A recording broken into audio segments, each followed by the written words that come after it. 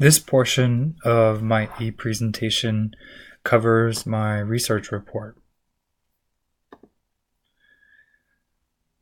Overall, in seeking what can be a meaningful contribution to the field, I decided to include my story and hopefully share some ways how that might be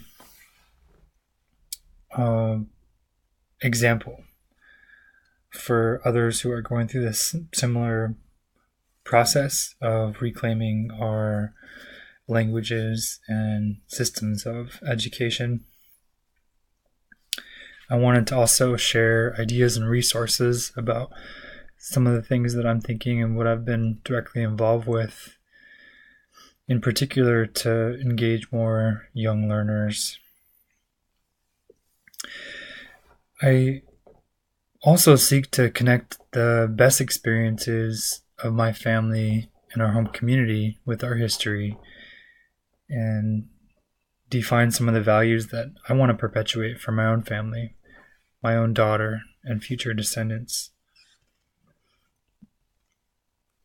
While being engaged with academic research and scholarship, I would find myself going through a constant process of filtering things out based upon my own value system and beliefs.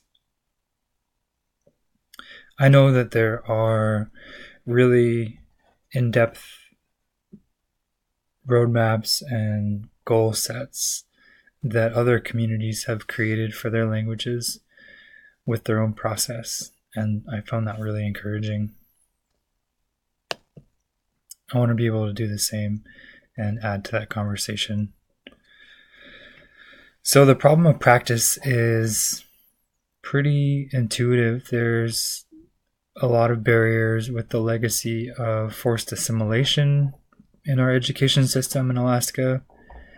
And we have so much potential with a young population.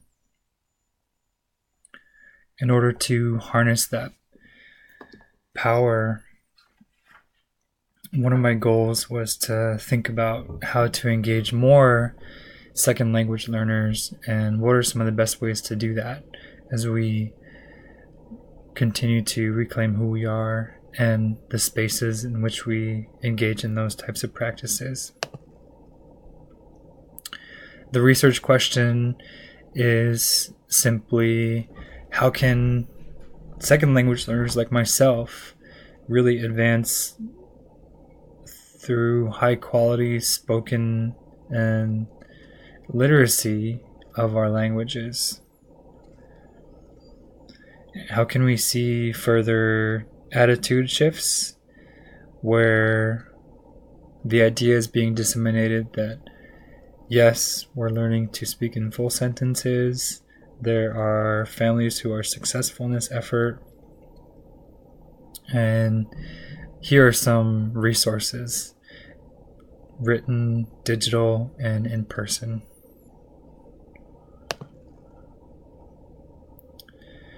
Some of the overall philosophies or frameworks for these theories in education include decolonizing education, Marie Baptiste, and a lot of Inuit and First Nations scholars of Canada, as well as from other settler states with a similar background to the United States, such as Australia, New Zealand, Hawaii, have a lot we can offer and share with each other. I was really happy to see emerging scholarship in Indigenous studies too in prior years. As a field, there's more capacity to take a critical lens at some of the ways that these systems of mainstream Western dominant language practices and theories are encountering some new scholarship and Indigenous voices that say, no, we have an alternative. We don't have to follow this. We can create our own.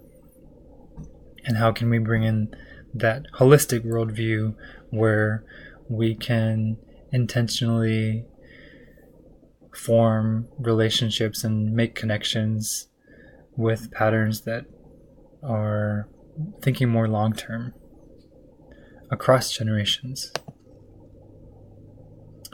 For the literature, I really enjoyed delving in and reviewing a really broad spectrum of Indigenous and non-Indigenous scholars and practitioners. I have found a lot of encouragement and what felt like mentorship and support with projects and initiatives really sharing about what worked, what are some things that they would do differently, and trying to not make the same, I'm not sure if I should say mistakes, but try to find new ways to address these issues. A lot of Indigenous knowledge and ways of thinking have a lot to inform pedagogy, our own value system, our own unique way of viewing the world, and what priorities we have can be embedded in new scholarship.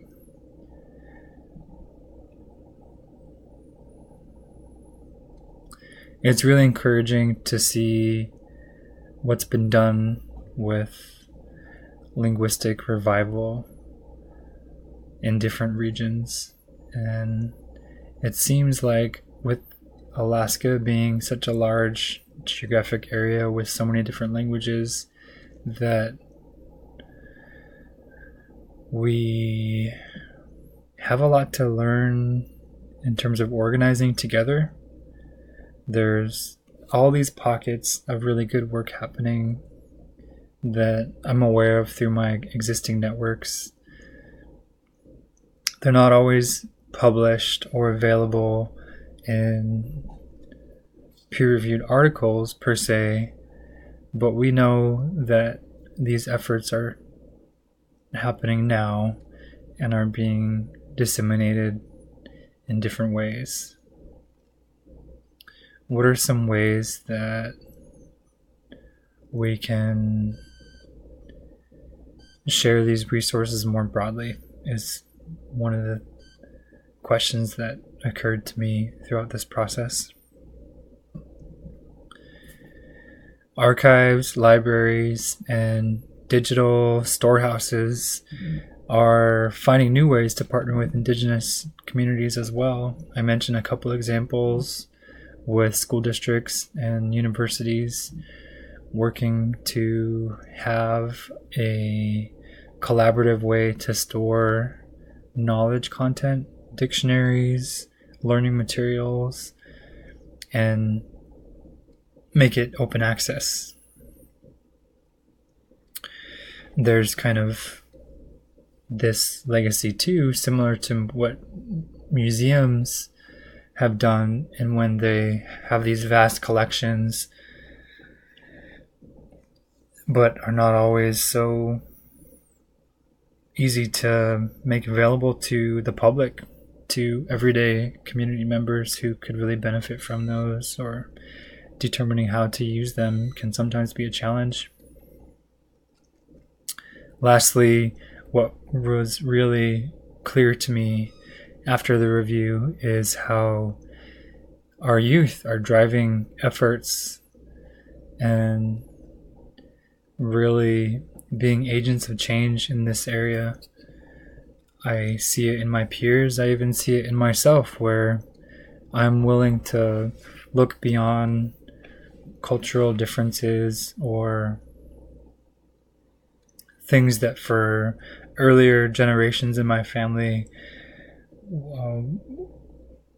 for one reason or another, were really in place to create separation. And now we're so hungry as young people that we organize frequently and are learning across dialects, are learning across languages, and are seeking more active ways to support each other and to make language learning fun, not just traditional classroom-based instruction, but out on the land, learning through our culture is another thing that I want to see more written about.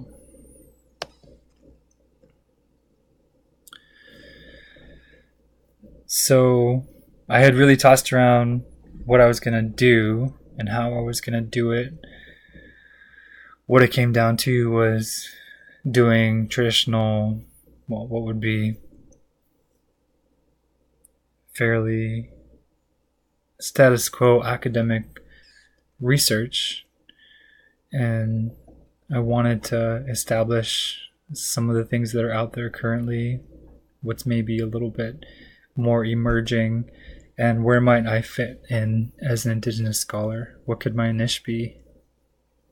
There's a lot of room. There's a lot of gaps. There's a lot of good work that needs to continue to be established and built out.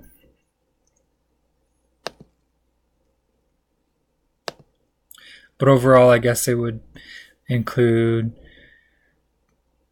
some aspects of community-based participatory. I use my friend's blog, for example, to demonstrate some of the perceptions of the impact of learning.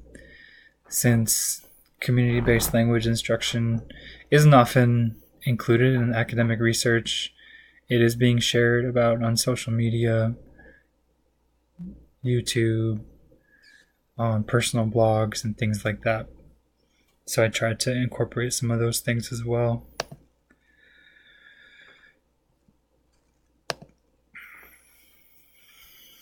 I see a real need for specific culture-based curriculum to teach our young people how to do things out in our specific lands, how to gather berries, how to gather birch bark and use it to make different things, these really hands-on forms of learning. And surviving in interior Alaska is something that we need to continue to build out. With the passing of our elders, it's really in our hands to not only document and share, but also learn some of these things really well enough to be able to teach them. It goes beyond the spoken language. It's a whole array of cultural practices that are really a part of this community-based effort as well. I'll continue to give encouragement and guidance to other second language learners like myself and young teachers to help them gain the confidence to be put in uncomfortable, vulnerable situations where we're having to make some of the decisions for how our languages is taught, how it's spoken, the way we say things. Creating new words is something that we really need to figure out as well. Overall, I see this as a step towards establishing an informed and meaningful Indigenous control over education systems and delivery in Alaska. We must create our own Alaska Native, Athabaskan Dana ways of teaching our young people.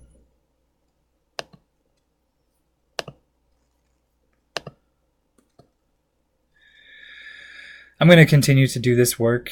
This is my life's work. I'm not sure if our tribes in our region want to see compacting for full language immersion, for Danaka medium instruction, or go outside the school system. That's something that I'm still trying to figure out. And in terms of this process overall, I felt really encouraged. I know that there are complex, beautiful examples of curriculum and instruction in Indigenous languages within that specific worldview, and that's what I want for our communities. Basi. Kada.